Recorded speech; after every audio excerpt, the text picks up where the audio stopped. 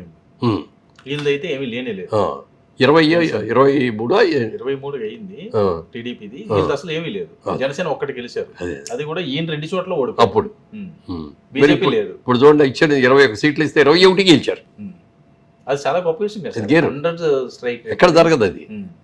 21 గెలవడం అనేది. అప్పుడు అన్నారు చాలా మంది ఆయన్ని, ఏంటి ఇంత తక్కువ కోపుకున్నారంటే, ఇక్కడ తక్కువ ఎక్కువ అనేది కాదు, వాడిని దింపాలి అక్కడి నుంచి.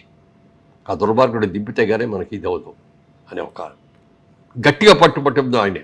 వెళ్ళి బీజేపీ వాళ్ళని కూడా ఒప్పించి తీసుకొచ్చింది కూడా పవన్ కళ్యాణ్. సరే, ఏదైతే ఈరోజు పవన్ కళ్యాణ్ గారిని పెద్ద ఎత్తున విమర్శించారో, కుటుంబ విషయాలు అవనివ్వండి, వాళ్ళ పిల్లల విషయాలు పెద్ద ఎత్తున లాగారు బయట మీద.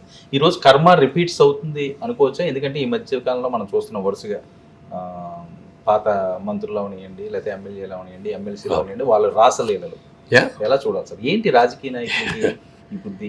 ఇప్పుడు అద్దాలమేడ సినిమాలో దాసరి గారు మాతో ఒక డైలాగ్ చెప్పారు సినిమాలోనే. సినిమా కూడా అద్దాలమేడ ఒక సినిమా యూనిట్ అందరూ వెళ్ళి పల్లెటూరుకి వెళ్ళి షూటింగ్ చేసుకొని రావటం, దాని మీద కథ అనమాట. అక్కడ ఏం జరిగింది అని.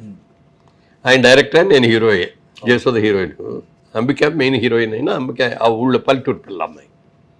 దాంట్లో ఒక డైలాగ్ చెప్తారు ఆయన, సినిమా వాళ్ళు అనగానే అందరూ అద్దాల మేడల్లో ఉంటారు, అందరూ చూస్తూ ఉంటారు మనని, ముగ్ధద్దాల్లో చూస్తారు మనని, మనం మంచి చేస్తే చాలా బాగుందని చాలా మెచ్చుకుంటారు, అదే మనం తప్పు చేసామని తెలిస్తే రాయి తీసుకుని కొడతారు, అద్దాలు పగిలిపోయి మన బతుకు బజారు పాలైపోతుంది. అందుకని సినిమా వాళ్ళు కానీ ఇంకోళ్ళు కానీ పబ్లిక్ లైఫ్లో రాజకీయ నాయకులు ఎవరైనా సరే మన ప్రజలందరూ కూడా గమనిస్తున్నారు, మనం సేవ చేయాలి తప్ప ఇట్లాంటి స్వార్థానికి పోయి మనం ఇది చేస్తే రేపు పొద్దున వాళ్లే మన లెంపలు వాయిస్తారు, మన ఇళ్ళు అద్దాలు పగల కొడతారు అనేది ఉండాలి అని చెప్పి ఆయన డైలాగ్ చెప్పాడు. డైరెక్ట్గా ఆయనే చెప్తాడు. నాకు ఇలా ఉంటుంది ఆ రోజునే చెప్పాడు ఆయన. అద్దాల మేడ సినిమా పేరే అద్దాల మేడ. అద్దాల మేడలో ఇది చెప్పాడు అనమాట. అద్దాల మేడలో మనం ఉంటాం, చాలా బరే ఉంటాం, అందరికి కనపడతాం ఇది అనుకుంటాం, కానీ చాలా డేంజర్ ఇది. మనం పబ్లిక్ లైఫ్లో ఉన్నప్పుడు ఏదైనా ఆర్టిస్ట్ అవ్వడం ఇంకోటి ఏదైనా సరే ఒళ్ళు దగ్గర పెట్టుకొని మనం ఉండాలి. అందరూ మనం చూస్తున్నారు, అందరూ మనం గమనిస్తున్నారు, మంచి చేస్తే మెచ్చుకుంటారు, తప్పు చేస్తే రాళ్ళు పెట్టి కొడతారు అనే సంగతి చేయాలి. ఆ డైలాగు నా మనసులో ఇవాటికి కూడా అలాగే ఉంటుంది. ఇవాళ రోజు నేను ఇలా ఉన్నానంటే సగం ఆ డైలాగ్ మహత్యం కూడా నా మీద. సరే, ఏంటి సార్, ఏం మెసేజ్ ఇస్తున్నారు సార్ ఈరోజు ప్రజలకు వీళ్ళు? ఈ రకమైన ఇన్లీగల్ కాంట్రాక్ట్ ఫులిష్. నిజమైన రాజకీయ నాయకుడు అయితే ఎవరైనా సరే ఓడిపోయిన తర్వాత ప్రజల నిర్ణయాన్ని నేను శిరసావహిస్తున్నా సార్ వెళ్ళాలి. ఇక్కడ అన్నీ నాకే పడాల్సిన ఓట్లు, ఈ ఓట్లన్నీ అక్కడికి ఎట్టా వెళ్ళిపోయినాయి.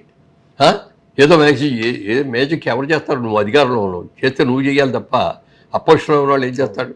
ఓ పోలీస్ కానిస్టేబుల్ కూడా ఈయన మాట్లాడట్లా.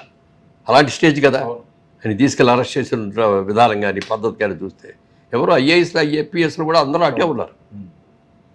చివరికి వచ్చినప్పుడు కొంతమంది జెన్యూన్గా ఉండి హెల్ప్ చేసిన వాళ్ళు కానీ వెరీ ఫ్యూ మెంబర్స్. ఇవాళ రోజున మళ్ళీ వాళ్ళే పరిగెత్తుకొస్తున్నారు. ఈయన కూడా ఇదివరకుట్లాగా కాకుండా కొంచెం దగ్గర ఎంతమందిని ఉంచాలి, ఎంతమంది చంద్రబాబు నాయుడు గారికి డెఫినెట్గా. అందుకని ఎవరిని